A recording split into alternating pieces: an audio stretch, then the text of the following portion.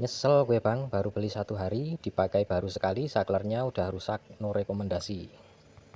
Nah, jadi menanggapi dari komen Mamang Pitak ya, dari akun ataupun channelnya Mamang Pitak, yang mana saklarnya itu sudah rusak ya, baru sehari beli, kemudian digunakan dan rusak ya. Mungkin kalau saran dari saya, mungkin itu eh, kesalahan produksi ya, mungkin ada kerusakan kecil ataupun hal yang tidak diperhatikan saat pembuatan ataupun pengepakan, sehingga saklarnya bisa sampai rusak ya. Kalau saran dari saya sih, Mamang Pita beli di Shopee aja ya untuk saklarnya.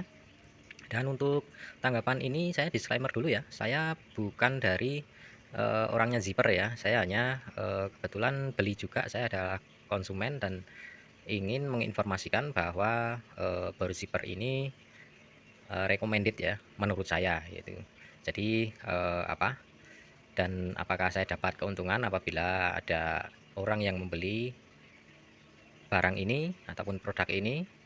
Iya, kalau dengan catatan mengeklik link yang saya sertakan di kolom deskripsi ya. Ataupun kebetulan saya juga eh, terdaftar ataupun mendaftar sebagai affiliate di Shopee. Jadi kita lanjutkan ya. Kalau saya sendiri hanya sebagai user ya, pengguna biasa saja. Dan sejauh ini kalau pengalaman saya menggunakan produk ini sudah hampir 2 bulan ya. Saya beli ini bulan Desember ya. Mungkin udah 2 bulan lebih mungkin ya. Saya kurang ingat juga. Dan sejauh ini masih baik-baik saja ya untuk powernya, karena yang saya utamakan adalah power dan performanya tentunya.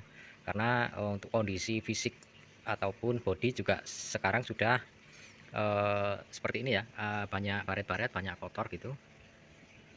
Dan kalau untuk performanya sendiri masih oke. Kemudian untuk fitur-fiturnya masih oke juga, dan ini sudah ada yang mengelupas ya untuk karet rubbernya, tapi itu tidak mempengaruhi performanya ya. Dan kemarin juga sudah saya coba ya untuk mode hammernya di tembok, dan ternyata cukup efektif menurut saya, bisa diandalkan lah.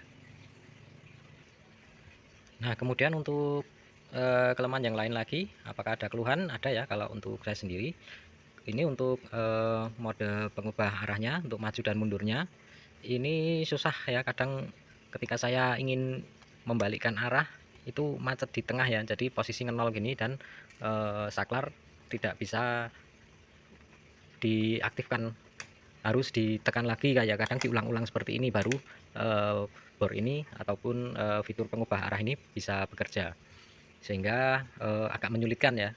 Itu untuk keluhan dan juga kesulitan yang saya alami menggunakan peralatan ini ya. Tapi sejauh ini menurut saya sih belum terlalu menjadi masalah ya. Kemudian untuk body ya sudah itu ya, seperti yang sudah saya sampaikan tadi, sudah baret dan sudah kotor karena pemakaian. Memang tadinya sayang mau menggunakan ini karena bisa dibikin konten, tetapi karena terpaksa dan harus bekerja dengan menggunakan alat ini, ya apa boleh buat. Dan kemudian untuk menggunakan ataupun memanage dan sebagai pertimbangan-pertimbangan kita membeli sebuah produk khususnya berbaterai ya, kalau menurut saya sih memang itu untuk pekerjaan yang semestinya saja. Jadi kalau kita membeli produk dengan harga yang murah, kemudian dengan power ataupun torsi yang juga tidak terlalu gede, ya kita peruntukkan saja untuk pekerjaan-pekerjaan yang memang direkomendasikan ya.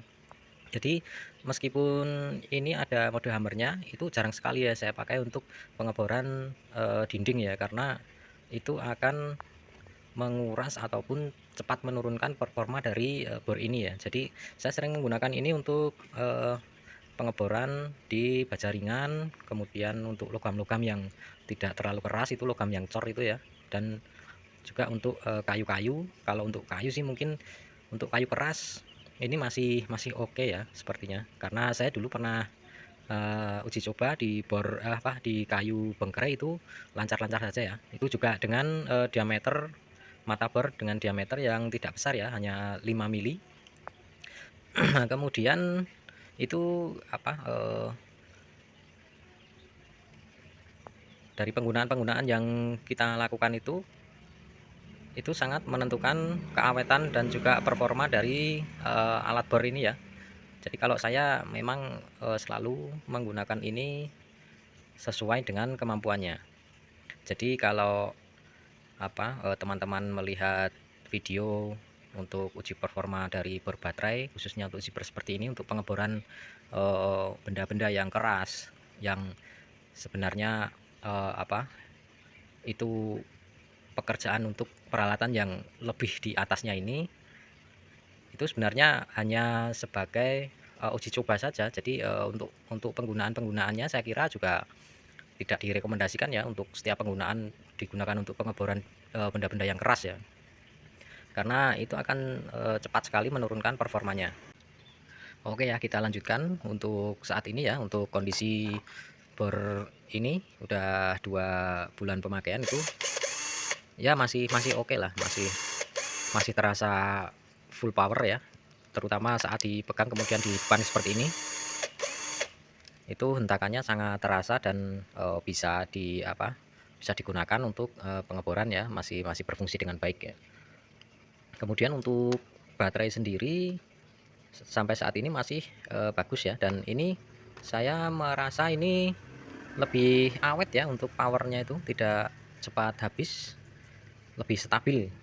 Dan mungkin karena ini adalah produk bawaan dari bor ini, jadi kalau bisa teman-teman juga semaksimal mungkin dijaga, jangan sampai rusak, jangan sampai hilang ya, jangan sampai jatuh lah intinya kalau pas ada pekerjaan di atas itu. Karena kalau sampai rusak itu saat kita membeli baterai untuk penggantinya itu biasanya kualitasnya tidak sama ya, biasanya tetap tetap lebih bagus saat kita menggunakan baterai yang bawaan ya, kecuali teman-teman membelinya dengan harga yang mungkin sedikit lebih mahal, ataupun yang harga yang di atas rata-rata lah. Mungkin kalau untuk ukuran baterai yang 21 volt ini yang bagus mungkin di atas 100 ribuan ya.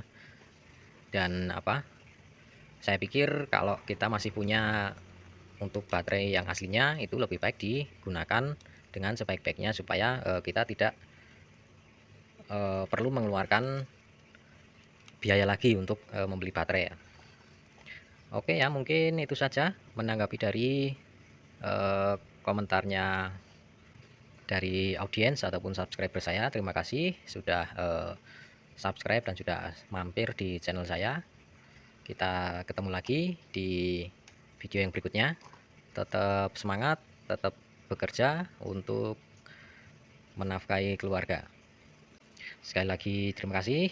Kita jumpa lagi di video selanjutnya.